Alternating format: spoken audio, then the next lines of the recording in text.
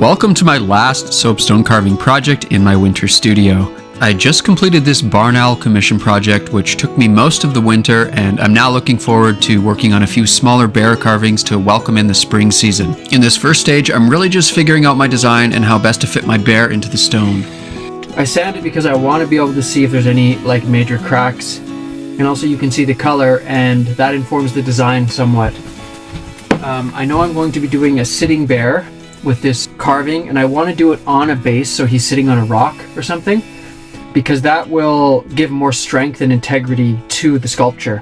That's the idea right now. I'm open to having him sit right on the ground, but I feel like this sort of the shape of the stone, the back of the bear and the bum can come to right here, and then this part right here will kind of be like a little slab or a rock or something that he's sitting on, and his feet will be sticking out. Not quite sure. Now I'm just going to look for any cracks. Let's look at the color too. So this soapstone I actually bought from an artist in the area, and this is from, oh, that's beautiful. This is from Costa Rica.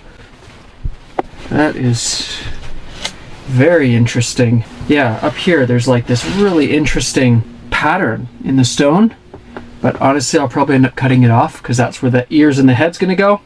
So be it. Function over fashion in this particular case. So you want beautiful color and a nice design, but you would rather not have the piece break. I studied drawing in art school, and I've found that having a decent grasp of drawing has exponentially helped my carvings. Sometimes you end up with different skills and experiences in your life that inform your creative process and end up becoming such a fundamental part of your overall creative expression. Like being able to build this thing, for instance. I just built this little contraption to securely hold my sculpture at an angle I wanted while I'm carving. I often begin refining my carvings starting with the head, and here I'm just starting to block in where the nose, eyes, and ears are going to be positioned. So with this particular carving, I'm going to carve the head at an angle. As you can see, it's kind of angled down. He's looking down like that. And what I'll sometimes do is I'll actually, instead of trying to carve at an angle, so I built this little thing here, I just slip that in there. Okay, so now the angle here is actually straight. So when I'm carving, I can just focus on carving it straight because I find it easier for me to carve something straight than to carve something angled. So that's just kind of a little trick I do. And now I can just carve that straight, and then when I put it flat, it goes to the angle that I want.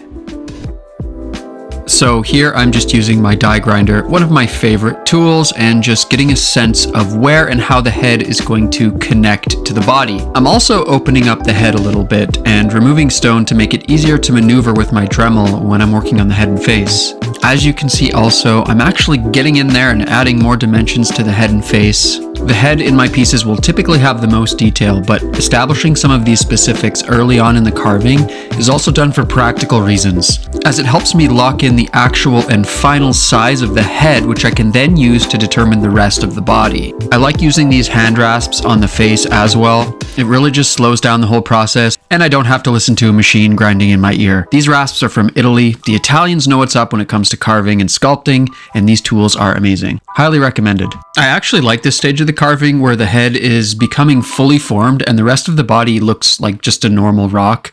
It's like the bear is beginning to emerge out of the raw stone. It actually looks pretty cool. I sold a couple pieces last week. It was actually a really cool story. For me, I've always looked at the point of I'm always the one selling my work. It doesn't matter if I have a gallery. I'm responsible for the sales. If the gallery's sales are slow, that's not their responsibility. Yes, we have entered into an agreement and they're assuming a responsibility to sell my work, but there's never a situation where I can blame the gallery or say it's your fault my work's not selling. They've got their job, they're doing their job. If I want my work to sell, I make it sell because that's my responsibility, because no one wants my work to sell more than me. I'm the one who wants it to sell. So that's my responsibility, even if you have a gallery. So maybe the gallery is maybe not selling your work, we'll take it out of that gallery. That's your responsibility.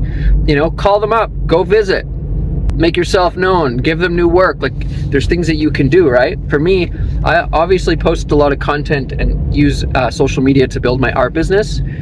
The gallery sold a piece for me last month, which was awesome. I love that.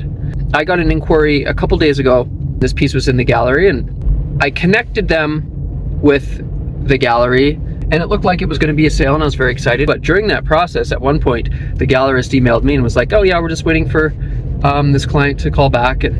But in the meantime, I sold another piece for you this afternoon. And I was like, man, that is so interesting. The very day that I call and I'm talking and engaging with the gallery, they happen to sell another piece of mine. So maybe they went and got the piece that they were looking at selling and brought it up to the front, or maybe they had me front of mind when a client came in and so they mentioned my name. Whatever reason, that point of engagement, that's a point of my responsibility where I initiated a point of engagement with the gallery, and then they ended up selling two of my pieces, right? That's an example of, it's never the gallery's responsibility to sell your work. It's always your responsibility as the artist, every time, to sell your work. Yes, it's amazing when galleries just sell your work, and the gallery that I'm with does it all the time. I love it. There never should be any point of blame, because when you're doing that, you're abdicating your power. You're giving your power away. You're saying, you're not selling my work, and implying that, oh, there's nothing I can do. It's your job, it's your responsibility. So it's just that dimension of taking responsibility for your sales, for your art business, right? I'm at the studio now. I'm going to carve this piece, and then I'm going to try and sell it. Now, before I get back to carving, I thought I'd just quickly pop in and check out how my polar bear is doing. It is spring now, and this snow will be gone soon, and I'm excited to get back to working on this large Italian marble polar bear, which I spent about 4 months working on last summer. Now I'm back in my winter studio, which I fully insulated for the colder months. I feel like in some way I'm hibernating in here, and will emerge around the same time the bears are emerging from their winter dens. This piece is really starting to take shape now. As you can see, you're really getting a sense of how it's going to turn out. As an artist, this is a really fun stage because in some way it means everything worked out successfully, and now I'm kind of on the home stretch. I often will start thinking about titles and even how much I will price the piece for at this stage.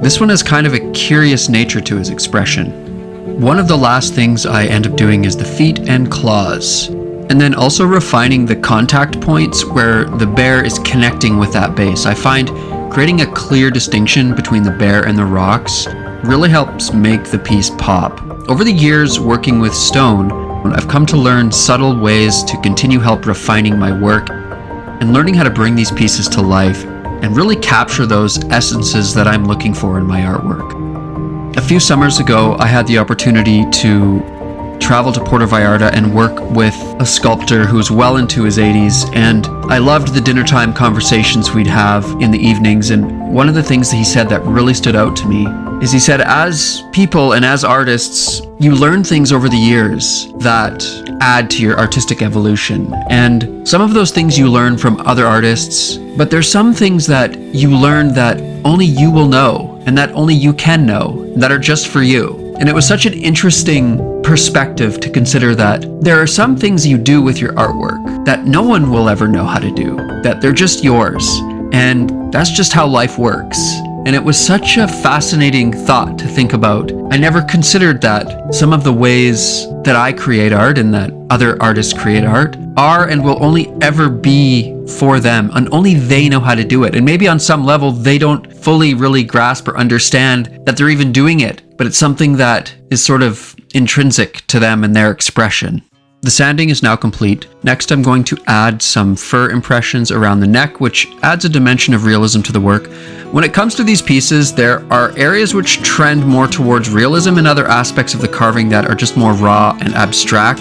I like adding raw base elements when possible, where you can include like different types of texture, even leaving various tool marks for different effects. I refer to the fur details around the neck more as fur impressions because I'm not really articulating every single hair, but more creating an impression of fur, where it reads as fur, but if you look closely, it's more impressionistic rather than highly articulated. Think of the impressionist painters using bold strokes of color and paint that up close look like an abstract mess, but if you start to pull back, they come together and begin reading as different objects like trees or people or sky.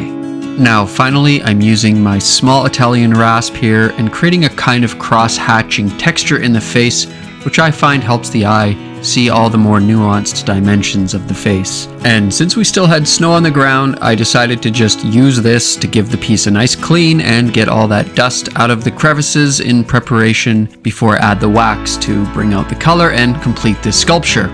Also, I thought it would add a little texture to my video as well by changing up the shot from inside the studio to outside in the snow. After all, these videos are a kind of art form as well. I'm no master, but I definitely put a lot of time into creating these videos to share my creative sculptural process with everyone and my overall journey as an artist. Oh, it looks like the sun is coming out a little bit, teasing spring a little more, and there's the piece. Yeah, nice and clean. So just gonna get this back into the studio. Yeah, so finished with the carving of this piece, and I'm just going to start the waxing process right now. That's what it looks like, fully carved. I'm going to leave the rocks in the raw state, and then I'm going to just put the wax onto the bear using my blowtorch and melting it on there. Cool, let's check out this color. So a lot of people ask about this process, so I'm just going to explain it again here. This is natural beeswax I'm applying to the sculpture. I tried various brands and they all pretty much work the same. It's just natural beeswax, and I'm melting a thin transparent layer over the piece and areas where I want to see the color. And so the color you're seeing is actually the color of the stone. The wax itself, as mentioned, is transparent, although in its raw state it has a little bit of a yellowish tinge, but it will go on transparent. This is actually such a cool part of the journey where I finally get to see the color in its full glory and see what my initial vision of the piece actually took shape into. This is soapstone from Costa Rica. It has a beautiful natural light olive, brown, and pale orange colorations with a very dynamic patterning. It turned out beautifully, and now I just need to come up with the perfect title, no pressure. As always, thank you for watching, and feel free to reach out to me if you are interested in acquiring any of my original work or have any questions about the process. Stay tuned to see what I carve next. Cheers!